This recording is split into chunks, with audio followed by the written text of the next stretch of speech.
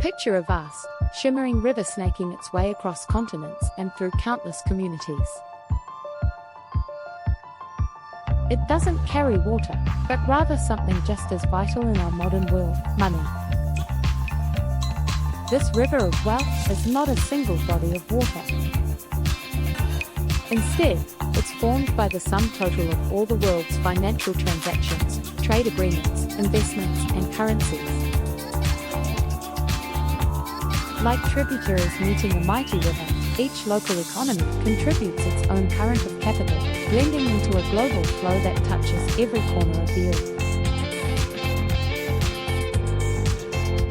At the source of this river, you can imagine small streams of wealth forming in the remotest of places.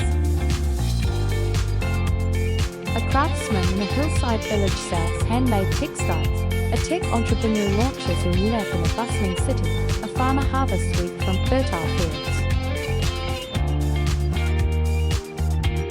These individual acts of creating value, be it through goods, services, or ideas, add small but meaningful trickles that gather into larger currents. Over time, such contributions become more significant waterways of wealth, funding the growth of businesses, supporting families, and fueling aspirations.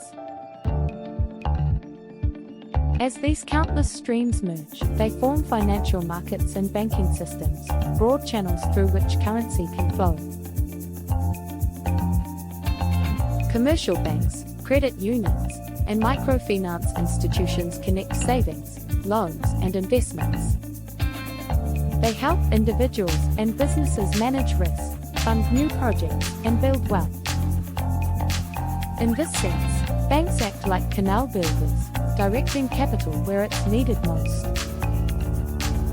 Stock exchanges, bond markets, and investment platforms go even further, creating dynamic pools of capital that investors can dip into, fueling innovation and progress. In these places, wealth doesn't simply accumulate, it circulates, powering cycles of growth. International trade routes are major arteries in the river of wealth. Cargo ships laden with electronics, machinery, clothing, and raw materials glide across oceans, carrying goods from one economy to another. With every completed trade, money changes hands. A toy assembled in Shenzhen brings profits to its manufacturer, revenue to a shipping company, and delight to a child in Sao Paulo, each transaction reshaping the river's currents and channels.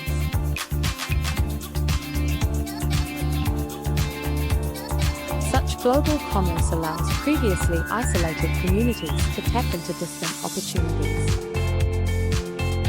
Even the smallest enterprise can now find customers an ocean away, thanks to digital marketplaces and logistical networks that bridge vast distances. Currency exchanges, foreign direct investments, and global financial institutions create powerful eddies and currents that redistribute wealth around the planet. By exchanging currencies, yen for dollars, euros for rupees, investors and traders can steer their capital into promising markets, thus diversifying their holdings and mitigating risks. These flows are not always smooth or predictable. Market sentiment, political changes, and economic policies can redirect the currents, sometimes causing rapids, whirlpools, or temporary droughts in the flow of wealth. Central banks and governments shape the river's path through their policies, acting like custodians who build dams, levees, and canals.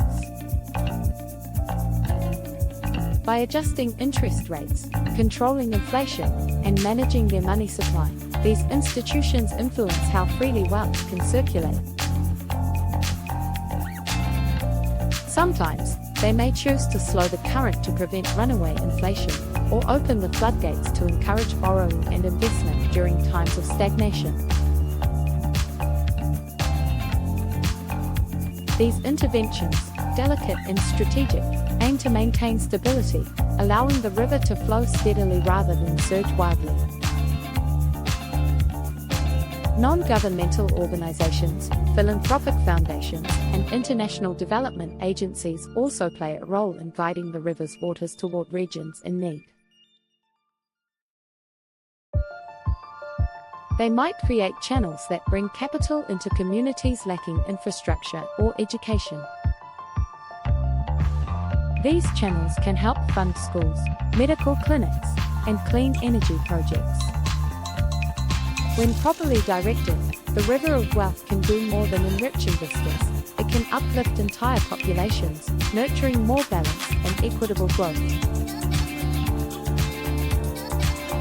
In recent decades, technology has altered the shape and speed of this river. Digital payment systems, mobile banking apps, and cryptocurrencies have created entirely new tributaries. Imagine communities once cut off from formal banking services now accessing financial tools through a smartphone. Beyond national borders, blockchain technology seeks to streamline international payments and reduce costs, helping the river flow more freely across regulatory landscapes and cultural divides. Yet the river is not immune to challenges. Inequalities can cause wealth to pool in certain areas, while other regions experience droughts of capital. Environmental, social, and governance criteria now influence where and how money flows, encouraging investments that respect human rights, protect the environment, and foster sustainable development. In this evolving landscape, global cooperation and thoughtful policy frameworks are essential to ensuring the river remains vibrant and beneficial for all. Understanding this metaphor, the river of wealth, can help us see how interconnected our world truly is.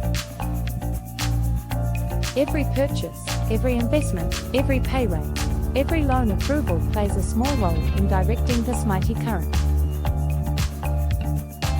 By appreciating its complexity and purpose, we gain insight into the financial systems that shape our lives.